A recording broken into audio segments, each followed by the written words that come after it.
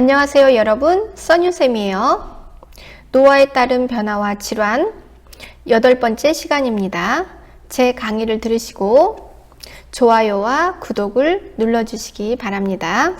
감각기계, 우리는 어렸을 때 감각에 의존했어요. 뇌가 아직 다 성장하지 못했을 때요. 그러면 우리 감각은 시각, 청각, 후각, 미각, 촉각으로 되어 있죠.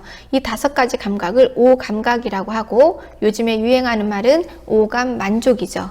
오감 만족을 뛰어넘어 고객을 졸도시켜야 성공할 수 있다고 다들 감각에 호소하고 있죠.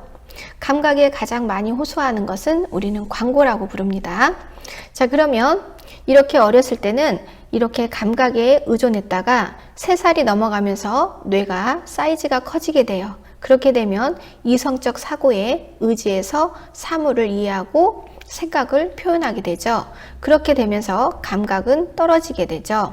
자, 이렇게 시각과 청각과 후각, 미각, 촉각 중에서 우리가 어느 한 감각이 손상이 되면 나머지 감각에 집중합니다. 예를 들어 시각이 손상이 되면 청각에 집중을 하고요. 청각이 손상이 되면 시각에 집중을 하게 돼요. 자, 그래서 노화에 따른 특성, 노화란 좋은 것은 감소하고 나쁜 것은 증가한다. 그러면 시각을 볼까요? 일단은 눈꺼풀이 처지게 되고 눈이 깊게 들어가죠. 그래서 눈꺼풀이 지나치게 처지게 된 것을 안검하수증이라고 해서 나중에는 이제 쌍꺼풀 수술을 할 수 있게 되죠. 안검하수가 진단이 되면 쌍수는 보험이 적용되기 때문에 싸게 쌍꺼풀 수술을 할 수가 있어요. 자, 그 다음에 눈물의 양이 감소하여 눈이 건조해지고 눈이 뻑뻑해지죠. 눈의 노화를 촉진하는 것 중에 하나가 안구 건조증이에요. 눈물이 감소하는 거. 그러면 눈물이 감소하고 안구가 건조되는 이유는 이 눈물이 눈동자에 착 하고 달라붙어야 되는데 표면 장력이 높아지면서 눈물을 밀어내게 돼요. 그러니까 눈물이 눈동자에 착 안기지 못하고 대구르르 굴러 떨어지죠. 그러면 그럴수록 눈물은 약한 알칼리예요. 그래서 우리 눈을 염증이 생기지 않도록 잘 보호하는 역할도 하는데, 이렇게 눈동자가 건조해질수록 눈이 뻑뻑하고 눈이 시리면서 시력이 더 감소하게 돼요. 자, 그러면 눈동자에 기름덩어리가 끼게 되는데 지방 침전물이 생기게 된다. 그래서 우리가 눈동자에 보시면 하얗게 이렇게 덩어리가 끼시는 거 보일 거예요. 자, 그리고 수정체가 어느 날 갑자기 까만 눈동자가 노란색으로 변하는 거죠. 그래서 누를 황, 될 화자, 황화현상. 황화현상이 일어나면 보라색, 남색, 파란색을 정확하게 구별하기가 어렵게 돼요. 그래서 사고가 날 수가 있죠. 이렇게 노화로 인해서 황화 현상이 일어나면 운전면허증을 파출소에 가셔서 반납하셔야 합니다. 자, 그리고 이제 빛 수능에 어려움이 생기고 시력이 저하되고 눈이 부시게 되는 노화가 오게 된다. 그러면 청각은 그렇죠. 고막이 두꺼워지고 그럼에 따라서 소리를 빨아들이는 능력이 감소하게 되죠. 그래서 나이가 드시면 귀가 잘 들리지 않게 돼요. 그런데 귀 속에 들어있는 달팽이, 속기는 소리를 빨아들이는 역할과 중심을 잡는 역할, 섬세한 운동을 담당해요. 그렇기 때문에 이쪽에 문제가 생기면 중심을 잘 잡지 못하고 어지러운 병이 생길 수가 있어요. 평형 유지에 문제가 생기고 소리를 잘 빨아들이지 못해서 난청이 생기기도 한다. 자, 그러면 난청이라는 것은 어려울 난자의 소리청자죠. 소리 듣는 것이 어려워요. 그런데 남성에게 흔하다. 왜냐하면 남자들이 여자보다 시끄럽고 먼지가 많은 곳에서 일하죠. 그렇기 때문에 남성들이 난청이 더 심하다. 그런데 요즘 아이들은 이어폰 없이는 못 살죠. 그러다 보니까 요즘 젊은 사람들 중에 난청이 증가하고 있대요. 자, 미각. 우리 혀에는 맛을 느끼게 하는 맛세포, 미래세포가 3,000에서 6,000개, 많게는 8,000, 9,000개까지 있죠. 더 많은 사람도 아마 있을 거예요. 자, 그러면 맛세포가 많으면 많을수록 맛을 잘 보죠. 일명 장금이라고 하죠. 하지만 쓸데없이 너무 맛을 잘 보면 옆 사람이 피곤해요. 자, 신맛과 쓴맛을 감지하는 능력은 잘 느끼게 돼요. 그래서 노화가 진행되면 신김치를 못 먹게 되고 쓴 것을 못 먹게 되죠.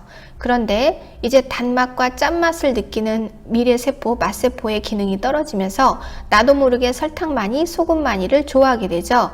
그러면서 그 자신이 갖고 있는 당뇨병, 그 자신이 갖고 있는 고혈압이 이런 식습관 때문에 더 나쁜 방향으로 진행될 수도 있습니다.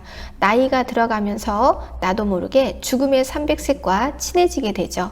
사실 가장 맛있는 건 단맛과 짠맛이죠.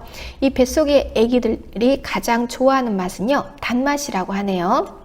자, 이렇게 우리가 맛을 느끼는 감각도 감소되면서 이제 침이 좀 적게 나오죠. 침 분비량이 적게 나오고 또 맛있는 냄새를 맡는 후각의 기능이 감소되면서 맛있는 음식이 없게 되는 거죠. 아무리 맛있는 음식을 사주어도 어르신들은 맛있다고 하지 않고, 맛있는 음식을 드려도 맛있다고 하지 않고 많이 드시지 않아서 이제 자녀들이 근심하게 되는 거죠. 자, 후각세포, 이 후각신경은 1번 신경이에요. 그래서 냄새를 잘 맡지 못하게 된다. 노화가 진행되면서, 그래서 후각세포의 노화가 심각할수록 치매가 빨리 온다고 합니다. 그 다음에 촉각, 우리가 춥고 뜨겁고를 느끼는 촉각세포의 세포수가 줄어들면서 특히 무엇에 대해서 감소가 되냐? 그렇죠. 뜨거운 것에 대한 감지 능력이 저하되어서 핫백을 대고 일어나면 이제 살이 익어져 있는 경우가 있어요. 왜냐하면 수건을 여러 겹을 싸주었는데도 본인 자신은 따뜻하지 않다고 느끼니까 수건을 몰래 빼시는 거예요. 그래서 화상을 입는 사고가 종종 일어나고 있죠. 그래서 요즘에는 웬만해서는 이 물리치료실을 잘 하지 않으려고 해요. 왜냐하면 이 화상사고 때문에 자잘한 소송이 계속 끊이지 않기 때문이죠. 자, 녹내장. 녹내장은 우리가 뇌의 압력이 올라가면 높은 뇌압에 의해서 뇌가 졸도하는 뇌졸중이 있어요. 중풍이라고 하는데, 역시 눈에도 안압이 있어요. 안액의 압력인 안압이 올라가면 20 이상 올라가면 눈이 졸도하는 병에 걸리게 돼요. 그것을 녹내장이라고 부른다. 자, 그러면 한번 안압이 이렇게 치솟았어요. 그러면 이 시점부터 안압은 계속해서 치솟습니다. 그래서 안압을 떨어뜨리는 안압 하강제를 드셔야 돼요. 녹내장은 안압의 상승으로 인해서 이 높은 압력 때문에 시신경이 눌려서 손상이 되고요. 이 높은 압력 때문에 혈관도 압박을 받아서 혈액순환이 잘 되지 않아요. 그러면서 피 속에 들어있는 산소와 포도당이 잘 전달이 되지 않아서 눈이 심각하게 시력을 잃게 되는 병이 있는데, 그게 바로 무엇이냐? 녹내장이다. 그래서 시신경이 손상되어 시력이 점차 약해지는 질환, 높은 안압에 의해서 눈이 졸도하는 병, 그게 무엇이냐? 녹내장이다. 그러면 한번 이렇게 안압이 올라갔으면 계속해서 안압이 올라가기 때문에 약을 드셔야 합니다. 자, 증상은 압력이 올라가면 아프다고 했어요. 안구 통증. 안압이 올라가면 뇌압도 올라가요. 두통이 생기고요. 안압이 올라가면 뇌압도 올라가고 혈압도 올라가요. 그렇기 때문에 통증이 있고 머리가 아프고 심하면 구토를 하기도 한다. 그 다음에 실명하기도 한다. 자, 그러면 녹내장은 딱히 방법이 없고, 우리가 수시로 머리가 아프면 혈압을 재는 것처럼 안압을 재고 사는 것이 가장 적절한 방법이죠. 안압을 재는 안압기는 안과에 있습니다. 그러니까 6개월에 한 번 정도는 안압을 체크하는 게 좋고요. 그 자신이 고혈압, 당뇨병이 있으면 한 달에 한 번씩 안압을 체크하시는 것도 좋아요. 자, 그래서 조기에 발견하는 것이 가장 이상적이다. 그리고 평소에 안압이 올라가는 행동을 하지 않는 거예요. 어두운 곳에서 책을 보거나 일하지 않고 심신의 과로를 피하며 규칙적인 생활을 하도록 한다. 그리고 이 녹내장은 조용히 찾아옵니다. 어떤 걸로 알 수 있냐? 눈이 잘 보이지 않아서 안경을 맞췄어요. 안경을 새로 교체했는데도 여전히 눈이 침침하고 잘 보이지 않아요. 그러면 빨리 병원에 가보도록 한다. 자, 이렇게 안압, 혈압, 뇌압이 오르는 행동은 금기하셔야 합니다. 그래서 너무 조이는 넥타이, 그리고 혈액순환을 방해하고 혈관을 약하게 만들고 피 속의 산소를 빼앗는 흡연을 하지 않도록 한다. 그리고 고개를 숙이고 책을 오랫동안 보는 거, 고개를 숙이게 되면 액체가 앞으로 고이게 되죠. 그래서 압이 올라가요. 그러니까 책을 볼 때는 독서대를 놓고 보시는 게 좋겠죠. 그리고 너무 추운 겨울날 밖에서 달리기 하는 것도 안 좋고요. 그 다음에 너무 무더운 날 밖에서 달리기 하는 것도 안 좋습니다. 그리고 전체는 어둡고 한 곳은 환한 곳을 계속해서 바라보고 있으면 안압이 올라가요. 예를 들면 어머니들 중에서 어두운 곳에서 뜨개질을 열중하시다가 이제 녹내장이 발병돼서 오시는 분들도 있어요. 그러니까 어두운 곳에서 책을 보거나 어두운 곳에서 뜨개질을 하거나 어두운 곳에서 술을 놓는 것은 나쁩니다. 자, 백내장, 흰백자의 안내자, 장기. 자, 수정체에 하얀 때가 끼는 것. 그래서 눈동자에 이렇게 흰 때가 끼는 것을 우리는 백내장이라고 해요. 오랜 시간에 걸쳐서 때가 끼죠. 유리창에 때가 낀 거예요. 그러니까 이 백내장 수술은 무엇을 의미하냐면 이렇게 하얀 때를 바로 벗겨내는 것을 말해요. 자, 이렇게 벗겨내면 가끔 백내장 수술을 마치고 나서 자신이 쓰고 있는 안경을 벗는 분들도 있습니다. 유리창이 깨끗해져서 잘 보이는 거죠.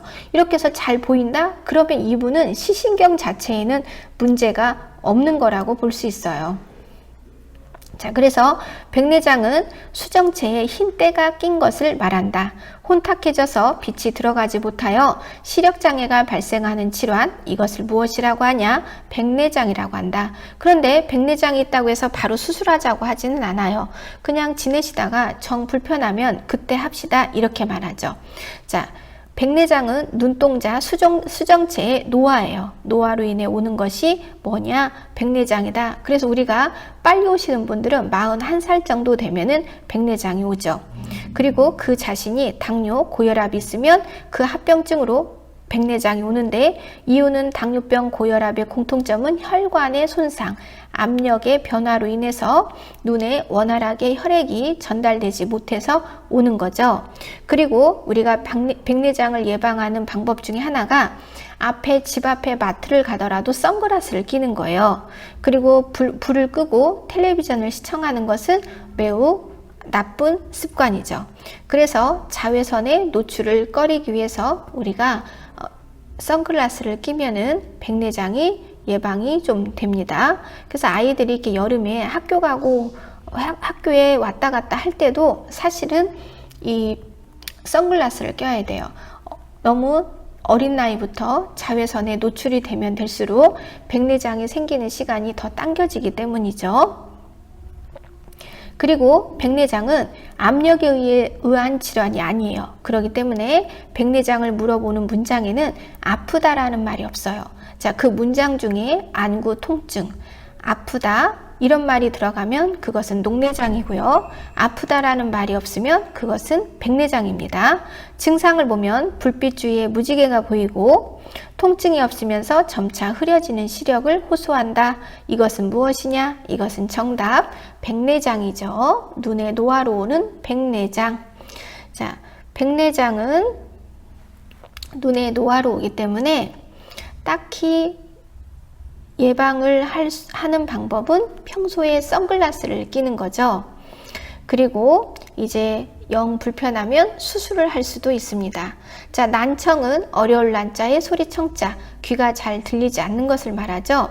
나이가 드시면서 속귀, 내이, 안내자의 귀, 안에 있는 귀, 달팽이가 늙고 닳고 오래되어 소리를 빨아들이는 능력, 청력이 감소되는 것을 말한다. 그것을 우리는 두 글자로 난청이 생겼다 라고 말하죠. 자, 그러면 귀가 들리지 않는 사람은 눈에 집중하게 돼 있어요. 그러니까 이렇게 난청이 있는 분과 이야기를 할 때는 시각에 집중하니까 정면에서 사람의 얼굴을 볼 수 있게 하고 천천히 또박또박 말한다. 그리고 저음의 차분한 소리로 말해주는 게 더 잘 들린다고 합니다. 자, 이제 내 분비계. 자, 내 분비계란 내가 분비한다. 무엇을? 호르몬을. 그럼 우리 요양보살 시험 수준에서 호르몬의 분비 장애가 있는 질환은 바로 인슐린의 분비 장애인 당뇨병이에요. 그래서 우리 요양보살 시험 수준에서는 당뇨병밖에는 안 나옵니다. 자, 노화에 따른 특성. 어디가? 췌장이 노화가 되어서. 3번 췌장에서 나오는 췌장액 속에는 3대 소화효소인 소화효소, 기름을 소화시키는 리파제, 밥을 소화시키는 아밀라제, 고기를 소화시키는 트립신, 그 다음에 우리 몸속에 포도당을 세포 안으로 끌어당기는 인슐린이 있어요.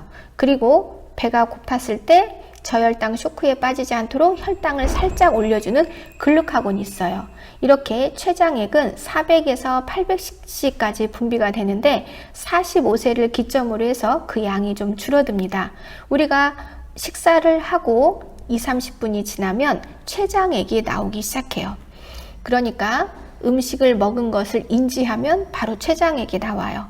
과식을 많이 하고 소화비만이 되면 소화당뇨가 오는 이유는 내가 70년, 80년에 걸쳐서 쓸 이 인슐린을, 췌장액을 미리 끌어다가 40에 다 썼어요. 15세에 다 썼어요. 20세에 다 썼어요. 그 다 쓴 지점에 바로 찾아오는 병이 당뇨병이라고 보시면 됩니다. 우리 당뇨병이 없는 정상인은 밥을 먹지 않고 공복이면 혈당이 좀 떨어지고요. 많이 먹어도 혈당이 고혈당으로 치솟지 않아요. 그런데 당뇨병 환자는 공복의 혈당이 80에서 110을 스스로 유지하지 못하고 지멋대로 혈당이 올라가고 지멋대로 떨어지는 사람들을 우리는 당뇨병에 걸렸다라고 합니다. 자, 공복은 원래 뱃속이 비어 있으니까 혈당이 조금 떨어져서 약간 예민해진 상태가 보통의 정상이에요. 그런데 당뇨병 환자들은 공복 시에도 혈당이 상승하고 먹었어도 혈당이 떨어진다. 자, 그러면 이제 당뇨병을 보겠습니다. 자, 당뇨병은 달달한 소변을 보는 병이에요. 우리가 에너지를 섭취하면 그 에너지는 포도당이라는 알갱이로 깨어지죠. 포도당이라는 알갱이로 깨져서 피 속에 떠돌아다니면 췌장액 속에 들어있는 인슐린이 출동해서 그 포도당이라는 알갱이를 세포 안으로 끌어당기면서 피 속에 높아진 포도당 수치를 떨어뜨려요. 그러니까 인슐린은 혈당을 감소시키는 일을 하는 거죠. 그리고 더불어 우리 세포를 먹여 살리는 주요 물질이에요.